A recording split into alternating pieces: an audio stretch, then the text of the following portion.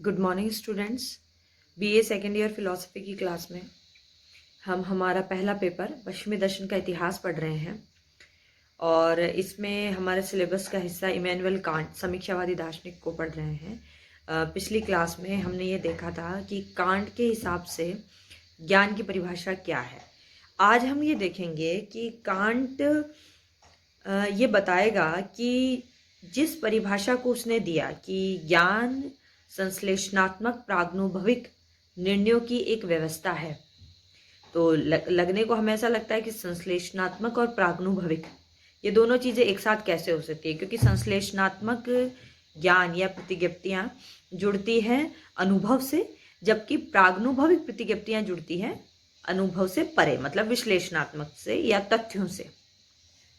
तो जब कांट तथ्यों के आधार पर इस परिभाषा को तो वो जस्टिफाई कर देता है थियोरेटिकली, तो वो ये बता देता है कि संश्लेषणात्मक क्या होता है, प्राग्नुभविक क्या होता है, संश्लेषणात्मक प्रतिज्ञप्तियों की या संश्लेषणात्मक को ज्ञान की परिभाषा में अगर जोड़ते हैं तो उससे हमें नवीनता मिलती है, और प्राग्नुभविक को अगर हम ज्ञान की परिभाषा में जोड़ते हैं तो उससे हमें सार्वभौमिकता और अनिवार्यता मिलती है। लेकिन अब कांट से ये पूछा जाता है या कांट के सामने ये प्रश्न है कि वो ये बताएगा कि इस प्रकार का ज्ञान कहाँ संभव है। तो कांट कहता है कि संश्लेषणात्मक प्राग्नुभविक ज्ञान गणित में, भौतिकी में संभव है। गणित में कैसे संभव है? तो देखिए, गणित की जो दो प्रमुख शाखाएं मानी जाती है, अंक गणित और ज्यामिति। ज्यामिति देश के प्रत्यय पर आधारित है, मतलब उसमें जगह अक्सर नापी जाती है, परखी जाती है, इसी से संबंधित प्रश्न होते हैं। या ज्यामिति स्थान का जो विचार है उस पर आधारित है। जैसे हम ज्यामिति के प्रश्न अगर कभी हल करते हैं तो हम ये देखते हैं कि उन प्रश्नों में अक्सर लंबाई, चौड़ाई, ऊंचाई ये दी गई होती है, ठीक है। और ऐसे ही अंक गणित के प्रश्नों में क्या दिया होता है? अंक गणित के प्रश्नों में बाद में और पहले, कि पहले ऐसा था जैसे हम छोटे थे तो जनसंख्या के प्रश्न हल किया करते थे, लाभ हानि के हल किया करते थे कि इस समय इस वस्तु का क्रय मूल्य इतना है तो इसे इस समय बेचा तो उसे क्या हमको लाभ मिला। इस तरीके के प्रश्न अंक गणित में अक्सर आते हैं। जनसंख्या से रिलेटेड भी आते हैं कि 2001 में या 11 में ये जनसंख्या थी तो स्त्रियों की क्या थी, पुरुषों की क्या थी, इस तरीके के प्रश्न आते हैं। तो अब कांट अपना एग्जाम्पल देके ये बोलता है कि देश और काल, देश यानी स्थान, ये दोनों तो अपने आप में प्राग्नुभविक है, इन्हें वो शुद्ध प्रत्यक्ष कहता है।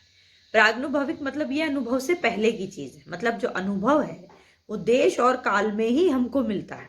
कि मान लीजिए हमें जगत से कोई संवेदन मिला, इसे एक तरीके से कहते हैं कच्ची सामग्री मिली, लेकिन ये कच्ची सामग्री किसी स्थान में मिलेगी या किसी काल में मिलेगी। तो ये जो दोनों एक तरीके से दरवाजे हैं, इन दरवाजों से होकर ही ज्ञान हम तक पहुंचता है। तो ये तो विशुद्ध प्रत्यक्ष हो गया, तो ये तो प्राग्नुभविक हो गया। लेकिन अब इसमें आप नवीनता कैसे बताएंगे? तो हमने ये देखा था कि कांट ये कह रहा था कि जो प्रतिज्ञप्ति होती है, जो संश्लेषणात्मक प्रतिज्ञप्ति होती है, उसमें जो विधेय है वो उद्देश्य के बारे में कोई नई बात बताता है। तो एक एग्जाम्पल यहाँ पर कांट देता है कि मान लीजिए 7 + 5 = 12, ठीक है, या 7 और 5 का योग 12 होता है। अगर हम इसे एक प्रतिज्ञप्ति के रूप में स्वीकार करें तो हम ये कहेंगे कि 7 और 5 इन दोनों में जो योग है ये एक नई चीज है, और 12 जो हमें विधेय इसके बारे में बता रहा है ये उसके बारे में कोई नई चीज हमको बता रहा है कि 7 और 5 का जो योग है वो 12 होता है। तो ये जो योग है ये यहाँ पर एक तरीके से हम ये से कह सकते हैं कि ये उद्देश्य है, और विधेय 12 के बारे में ये हमें नई बात नहीं बता रहा, क्योंकि इसके बाद हमें बराबर में जो 12 मिलता है वो एक नई चीज है। 12 7 और 5 में निहित नहीं है। 7 अलग चीज है, जोड़ का निशान अलग चीज है, 5 अलग चीज है, और उससे जो रिजल्ट 12 मिला है वो एकदम अलग चीज है। वो उस हम ये कह सकते हैं उद्देश्य में निहित नहीं। ये तो उसने गणित के माध्यम से बताया।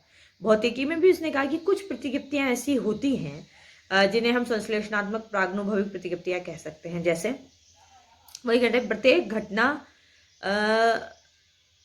जो है उसमें या प्रत्येक घटना कार्य कारण से संचालित होती है, ठीक है। तो यहाँ पर घटना जो है वो उद्देश्य है और वो कार्य कारण से संचालित होती है, ये विधेय है। तो जैसे हम घटना शब्द सुनते हैं उससे हमें ये नहीं मालूम होता कि आगे इसके बारे में क्या बताया जाने वाला है। तो एक तो ये संश्लेषणात्मक हो गया। अब इसे प्रागनुभविक कैसे माने? तो ये जो सेंटेंस है कि प्रत्येक घटना कार्य कारण से संचालित होती है, कांट कहता है कि ये एक ऐसा नियम है जिसका अपवाद हमको हमारे व्यवहारिक जीवन में दिखाई नहीं देता।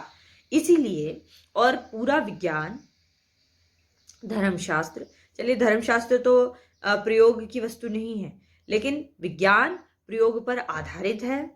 इसलिए वो ये कहता है कि विज्ञान इसी नियम पर संचालित है कि कोई घटना हुई है तो उसका कोई ना कोई कारण होगा। तो इसीलिए वो इस नियम को प्रागनुभविक नियम, कहने का मतलब अनुभव से पहले की चीज बता देता है। तो ये कार्य कारण के नियम को उसने बुद्धि की कोटि कहा है। अब बुद्धि की कोटि क्या होती है? कांट ये कहता है कि जिस तरीके से देश काल जो है वो ज्ञान से पहले की चीज है, वैसे ही बुद्धि की कोटियां भी ज्ञान से पहले की चीज है। बुद्धि की कोटियां ज्ञान को आकार देती हैं।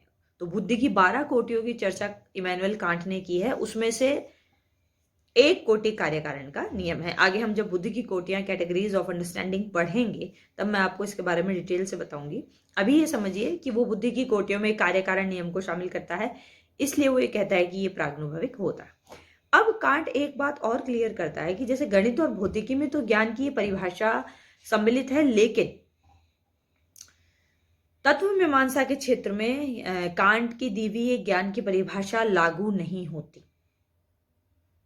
ठीक है, तो इसके बारे में क्या कहता है कांट कि तत्व मीमांसा के मूल प्रश्न किससे रिलेटेड होते हैं? स्व से, आत्म से, ईश्वर से, जगत से। और वो कहता है उसी का हमें ज्ञान प्राप्त होगा जिसका संवेदन हमको मिलता है। लेकिन कांट कहता है कि हमारे अनुभव में ईश्वर का, आत्मा का और जगत का संवेदन हमको नहीं मिलता। जब हमें संवेदन नहीं मिलता तो हमारी बुद्धि की कोटियां काम नहीं कर सकती। उसे संवेदन चाहिए, उसे कच्चे सामग्री चाहिए, तभी वो बुद्धि की कोटियां कोई काम कर सकती है। तो बुद्धि की कोटि से ऊपर चेतना के स्तर पर आती है प्रज्ञा, जिसे रीजन कहते हैं। कांट ने ही ये नाम दिया है इसको।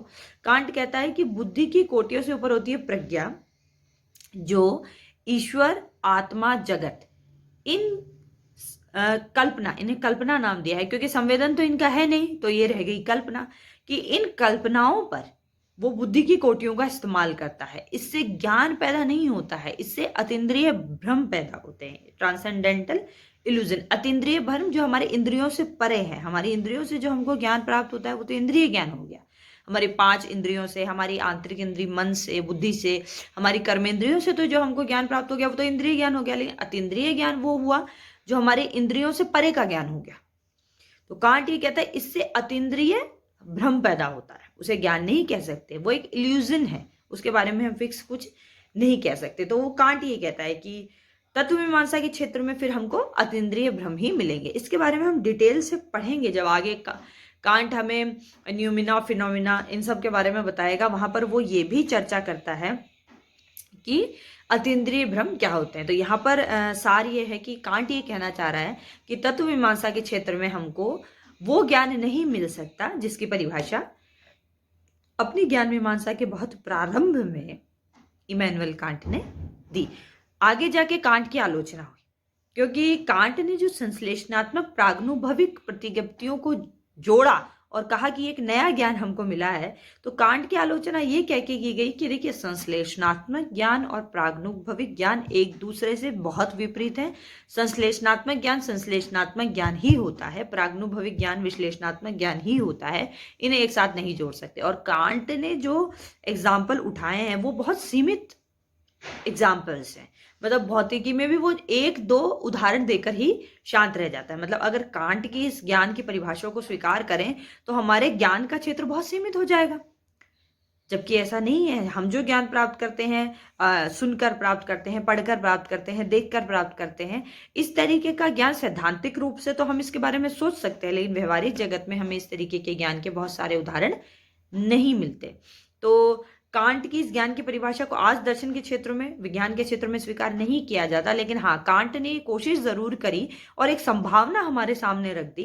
हालांकि उसने कुछ ही उदाहरण दिए, लेकिन एक तरफ से अपने प्रयासों से कांट ने इस तरफ ध्यान खींचा कि देखिए अगर हम सोचें तो कुछ प्रतिज्ञप्तियां ऐसी हो सकती हैं जो संश्लेषणात्मक भी हो और प्राग्नुभविक भी हो। भले ही संश्लेषणात्मक प्राग्नुभविक ज्ञान बहुत बड़े स्तर पर नहीं है, लेकिन वो बिल्कुल नहीं है ऐसा भी नहीं कह सकते। तो ज्ञान की एक नई डायमेंशन की तरफ, ज्ञान की एक नई परिभाषा की तरफ कांट हमारा ध्यान ले गए। थैंक्स।